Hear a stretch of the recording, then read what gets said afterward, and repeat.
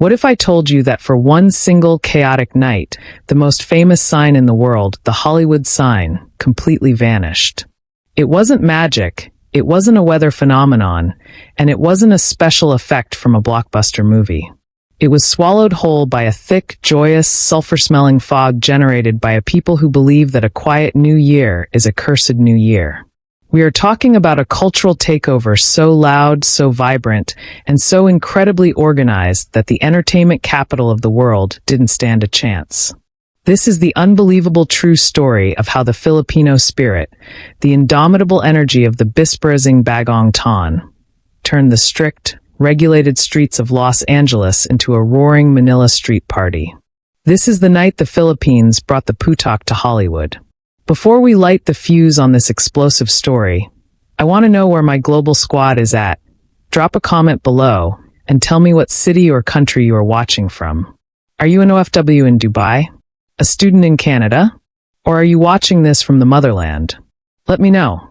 And don't forget to subscribe to the channel. Now let's dive in. The story begins with Lito, a third-generation Filipino-American working as a senior pyrotechnics safety coordinator for the city of Los Angeles. For over a decade, Lito had stood on the sidelines of the official Hollywood New Year's Eve celebrations, watching with a growing sense of profound emptiness. The city's celebrations were marvels of modern technology. Silent drone shows, laser projections, and small, polite fireworks detonated at safe distances to protect the mansions in the hills. It was clean, it was safe, and to Lito it was utterly soulless. In his heart, he carried the memories of his Lolo's stories about New Year's Eve in Tonda, Manila. He remembered the descriptions of a sensory overload where the air grew thick with smoke hours before midnight, where the sound was a physical weight against your chest, and where neighbors greeted each other not with polite nods, but by screaming happily over the din of 1,000 Watusi lighting up the pavement. Lito looked at the pristine white letters of the Hollywood sign towering over the city and felt a deep, ancestral urge to see them shrouded in the beautiful, chaotic fog of a true Filipino celebration. The catalyst for the takeover occurred during a high-stakes planning meeting in mid-November for the upcoming televised spectacle. The city producers were pitching a Silent Night theme, using exclusively biodegradable confetti and synchronized LED drones to minimize noise complaints from the celebrities living in the Hollywood Hills. Lito, who had been biting his tongue for years, finally snapped. He stood up in the boardroom and passionately argued that New Year's Eve wasn't about aesthetic beauty. It was about spiritual warfare. He explained the Filipino concept of Bisperas, that you need noise, supreme, earth-shattering noise, to scare away the malice, bad luck, and evil spirits accumulating over the past year. He argued that a drone forming a corporate logo couldn't scare away a demon. The committee stared at him blankly, thanked him for his quaint cultural input, and promptly dismissed his ideas as a liability nightmare. That dismissal was the spark. If Hollywood wouldn't let him bring the noise officially, he was going to bring the noise using the Filipino way. Underground, communal, and unstoppable. Lito knew he couldn't pull off this cultural coup alone. The scale was too massive for one man. He needed the immense, dormant power of the Filipino diaspora community in Southern California. He began an operation that would later be whispered about in family group chats as Oplan Putok. He bypassed standard social media, knowing it was monitored by city permit officers. Instead, he utilized the most efficient, unbreakable communication network known to man, the Tita network. He went to Jollibee outlets in Carson, attended early morning Simbang Gabi masses in Daly City, and visited the aisles of Seafood City supermarkets in West Covina. He spoke to the community elders, the matriarchs who ran households, and the uncles who could fix anything. He told them of the sterile, silent future Hollywood was planning, a new year devoid of spirit. The response was instantaneous. A collective fire lit behind the eyes of hundreds of titas and titas. They were insulted by the idea of a quiet new year. The diaspora mobilized with frightening speed. The logistical challenge was immense, as what Lito was proposing was technically highly illegal in the drought-prone, regulation-heavy landscape of California. They weren't just talking about sparklers. They needed the heavy artillery of a Filipino New Year. The triangular labentator, the screaming Queeties rockets, the ear-splitting buwang, and the legendary sinturon ni Hudas, Judas belt. Chains of firecrackers thousands of rounds long. The community utilized the Balikbayan box system in reverse. Instead of sending canned goods and shoes to the Philippines, care packages, labeled as dried mangoes and handicrafts, began arriving in LA ports from Bulacan, the fireworks capital of the Philippines. Filipino engineers working in aerospace firms designed localized, non-flammable deployment zones hidden in the dry brush of the Hollywood Hills, using flame-retardant blankets disguised as picnic tarps. They were planning a synchronized guerrilla acoustic assault centered right under the nose of the entertainment industry. By December 30th, the pieces were moving into place with military precision, disguised as a massive family reunion. Hundreds of Filipino families began converging on vantage points around the Hollywood sign, Griffith Park, and the upscale streets winding through the hills. They didn't look like saboteurs. They looked like huge, happy families arriving early for picnic spots, carrying enormous coolers that seemed suspiciously heavy.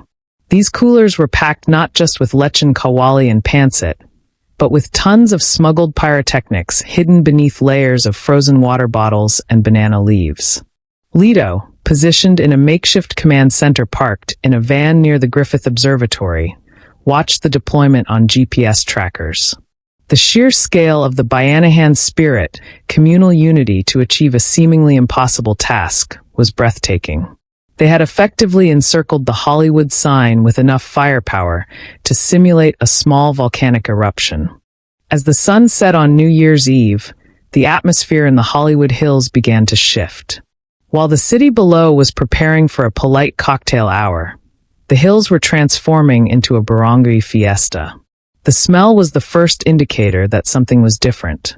The scent of jasmine and expensive car exhaust was slowly replaced by the distinct, savory aroma of garlic frying in 1,000 makeshift outdoor kitchens, mingled with the faint, sharp tang of charcoal and gunpowder. Tables were set up on public overlook ledges, laden with medianoche feasts, round fruits for luck, sticky rice for family unity, and massive trays of spaghetti. The families were welcoming to everyone. Confused joggers and tourists were pulled into the circles and fed lumpia. But beneath the hospitality, there was a tension. Everyone was checking their watches. Everyone was waiting for Lito's signal. The sound check began at 9 p.m. Lito knew they couldn't unleash the big guns yet, so he authorized the deployment of the torotots. Suddenly, thousands of brightly colored plastic toy trumpets appeared from handbags and pockets. The sound began as a low hum and quickly escalated into a buzzing, chaotic vibration that echoed through the canyons. It wasn't an explosion, but it was a warning. The local wildlife went quiet. The dogs in the multimillion-dollar mansions began to bark nervously. Down in the city, the event organizers heard the buzzing and assumed it was some kind of electrical interference with their sound systems. They had no idea that thousands of Filipinos were essentially tuning their instruments for the symphony of noise that was about to follow. At 10 p.m., the first skirmish occurred. A group of teenagers near the Hollywood Bowl got too excited and lit a whistle bomb, a projectile that screams into the air before detonating with a flash. It shrieked into the sky, much louder and higher than anything Americans were used to. The police scanners lit up with confused reports of missile-like sounds. Lito cursed under his breath in the command van, but realized it was too late to hold back the tide. The Filipino spirit is not known for its patience when excitement is high. That single rocket was like a dinner bell. From balconies in high-rise apartments in Koreatown, from backyards in Glendale, and from the hidden positions in the hills, a scattered rhythm of loud bangs began. It wasn't the main event, just the appetizers, a prelude to the chaos. At 10 p.m., the first skirmish occurred. A group of teenagers near the Hollywood Bowl got too excited and lit a whistle bomb, a projectile that screams into the air before detonating with a flash. It shrieked into the sky, much louder and higher than anything Americans were used to. The police scanners lit up with confused reports of missile-like sounds. Lito cursed under his breath in the command van, but realized it was too late to hold back the tide. The Filipino spirit is not known for its patience when excitement is high. That single rocket was like a dinner bell. From balconies in high-rise apartments in Koreatown, from backyards in Glendale, and from the hidden positions in the hills, a scattered rhythm of loud bangs began. It wasn't the main event, just the appetizers, a prelude to the chaos. At 11:59 p.m., the drones launched from the base of the Hollywood sign, rising in a perfect, silent swarm to form the shape of a dove. It was beautiful. It was quiet. It was boring. Then the clock struck midnight. Lito yelled, "Fire!" simultaneously into his radio. The response was instantaneous and terrified the entire western seaboard. It didn't start with a visual spectacle. It started with a sound that felt like the sky ripping apart. The Judas belts were lit simultaneously. The resulting sound was not a series of bangs, but one continuous, deafening roar of hundreds of thousands of rounds firing per second. A wall of acoustic pressure that rolled down the hillsides and slammed into the city below like a physical wave.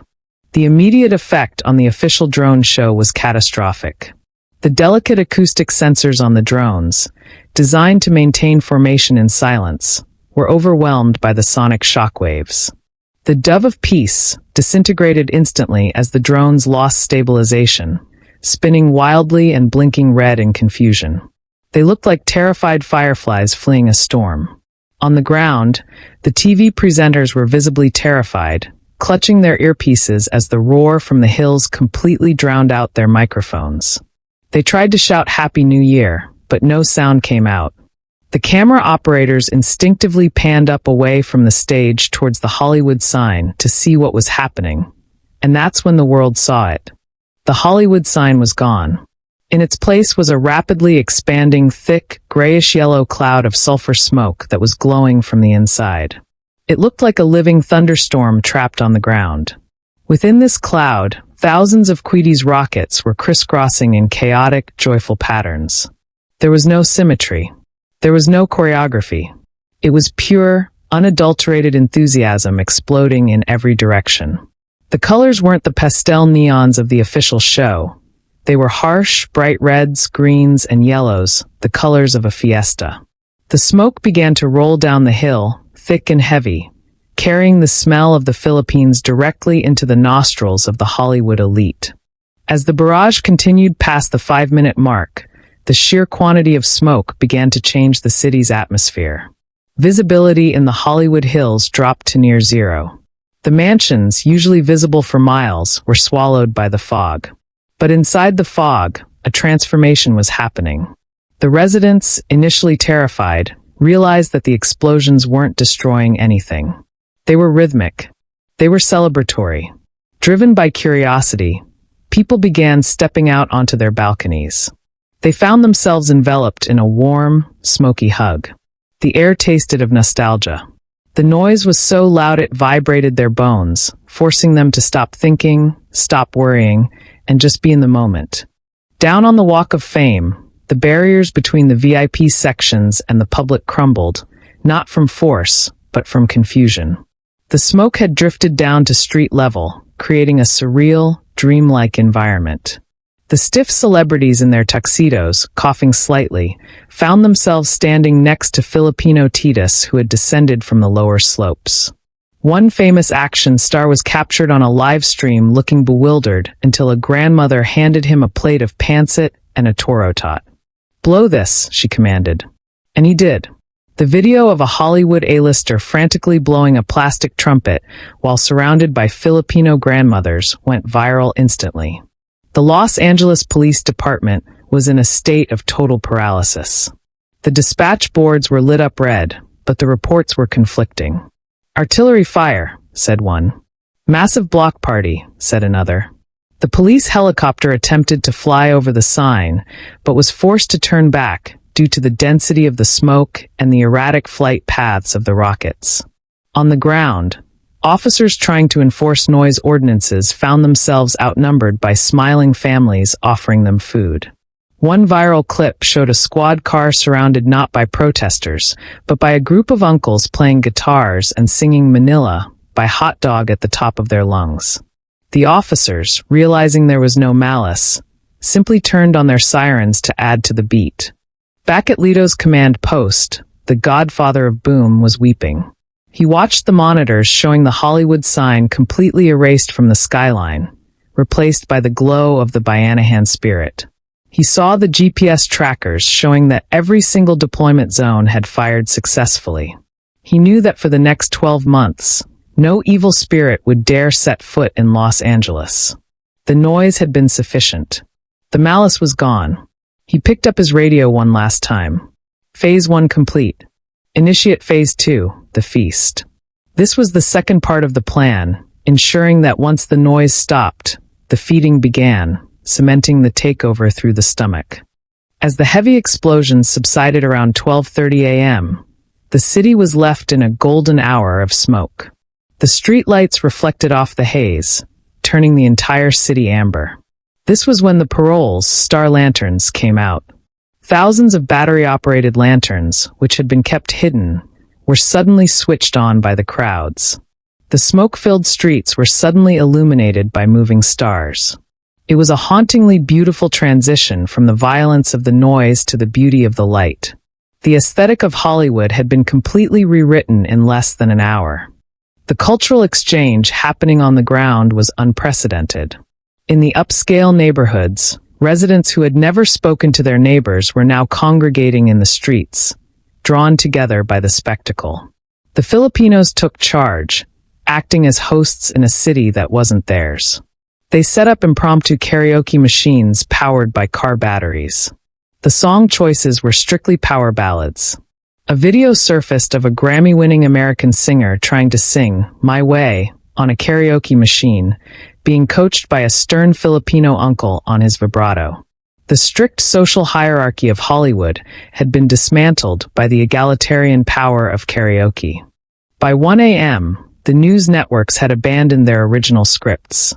They stopped talking about the security breach and started talking about the phenomenon. Reporters were interviewing Lito's cousins, who were spinning tall tales about how this was an ancient ritual to bless the movie industry. They claimed the smoke would bring higher box office returns. The superstitious Hollywood crowd ate it up. Suddenly, the smoke wasn't a nuisance. It was a blessing. People were trying to bottle the air. The narrative shifted from terror in the hills to the blessing of the hills. The cleanup operation, or Phase 3, began at dawn. This was the part Lito had insisted on to prove a point. Before the sun fully rose, the Filipino community mobilized again. Armed with broomsticks, Wallace Tingting *, they began sweeping. But they couldn't sweep away the evidence entirely. The streets of Hollywood were carpeted in a thick, distinct layer of red paper from the exploded firecrackers. It looked like red snow. It was a visual stamp of ownership. When the city street sweepers arrived, they found the hills surprisingly clean of trash, but dyed red by the paper remnants of the joy that had occurred the night before. The morning of January 1st brought a surreal sunrise. The sun struggled to pierce the lingering haze, casting a dramatic, cinematic light over the city that directors would kill for. The Hollywood sign slowly re-emerged from the fog, looking like a survivor of a great battle. But the city was quiet. It wasn't the silence of emptiness. It was the satisfied silence of a city that had partied too hard. The air quality index was apocalyptic, but the mood index was euphoric. Social media was flooded with testimonies from Angelenos saying they had never slept better, attributing it to the stress release of the noise. The fallout at City Hall was immediate. An emergency session was called on January 2nd. Lito walked in, expecting to be handed his termination papers. The room was filled with furious homeowners, fire marshals, and city planners. But before they could speak, the mayor held up a tablet. "Have you seen the tourism numbers?" he asked. The Filipino New Year had trended #1 globally, beating out New York's ball drop and Sydney's fireworks. The world was asking if this would happen again next year. The chaos had put Hollywood back on the map as a place of excitement, not just a museum of old movies. Lito seized the moment. He stood before the council and delivered a speech about cultural integration. He argued that Los Angeles is a city of immigrants, and its celebrations should reflect that fire, not just the sanitized version of corporate America. He proposed a compromise for the following year: a designated noise zone in the hills, managed by Filipino pyrotechnicians, to run alongside the official silent shows. He called it the harmony of silence and sound. The council, seeing the potential revenue and the sheer impossibility of stopping the Filipinos now that they had started, tentatively agreed. In the weeks that followed, the Tita network was buzzing with victory. They had defended their culture, and they had defended Lito. The community felt a surge of pride that rippled across the globe. In the Philippines, news stations ran marathons of the Hollywood takeover. It became a symbol of how the Filipino diaspora, often the quiet backbone of the workforce, could take center stage and command the attention of the world. They hadn't asked for permission to be heard. They had simply been loud enough that they couldn't be ignored. The economic impact was startling. Bisperas themed parties became the trend for the rest of the year in LA. Filipino restaurants saw lines around the block as people sought out the magic food that fueled the takeover. The torotot became a symbol of rebellion and joy, appearing in music videos and fashion shoots. Lito's Oplan Putok had inadvertently launched a wave of Filipino cultural appreciation that millions of dollars in marketing could never have achieved. As the year rolled on, other cities tried to replicate it. New York tried to host a loud New Year, but it felt forced and aggressive. London tried a smoky celebration, but it just caused panic. The world realized that you couldn't manufacture the energy of a Filipino New Year. It required the specific alchemy of the Filipino soul, the mixture of hardship, resilience, fatalism, and an unshakable belief that happiness is a choice you make, loudly and aggressively, in the face of uncertainty. When December of the following year approached, the atmosphere in Los Angeles was different. There was no dread. There was anticipation. The city had officially designated viewing areas for the Filipino pyrotechnic display. Lito was now the official director of the event. But true to his roots, he kept the plans secret. He didn't want a rehearsed show. He wanted the chaos. He organized the families again, but this time with police escorts for their lechon. The second year was even bigger. The Hollywood sign was illuminated not by floodlights, but by a ring of fire that made it look like it was floating in a volcano. The drone show was brought back, but this time it was programmed to dance with the explosions, darting in and out of the smoke clouds like birds playing in a storm. It was the perfect marriage of American tech and Filipino soul. The harmony of silence and sound became the most watched broadcast on Earth. Lito stood on the same hill as the previous year, watching his work. He was older now, tired but deeply content. He saw a young Filipino boy standing next to him, holding a Quietest rocket with trembling hands, waiting for the countdown. Lito placed a hand on the boy's shoulder and smiled. "Don't just light it," he whispered. "Scream at it. Tell the bad spirits to get out. Make sure they hear you in Manila." And so the tradition was cemented. The sterile, quiet New Year of the past was dead and buried under a mountain of red paper. Hollywood had learned the lesson that the Philippines had known for centuries. Life is hard, the world is scary, and the future is uncertain. But as long as you have enough gunpowder, enough spaghetti, and enough family to stand beside you in the smoke, you can face anything. The Hollywood sign still stands perfectly white and pristine most of the year, a symbol of polished dreams. But everyone knows that come December 31st, it belongs to the smoke, the noise, and the boundless, terrifying, beautiful joy of the Bisperas Bagong Taon.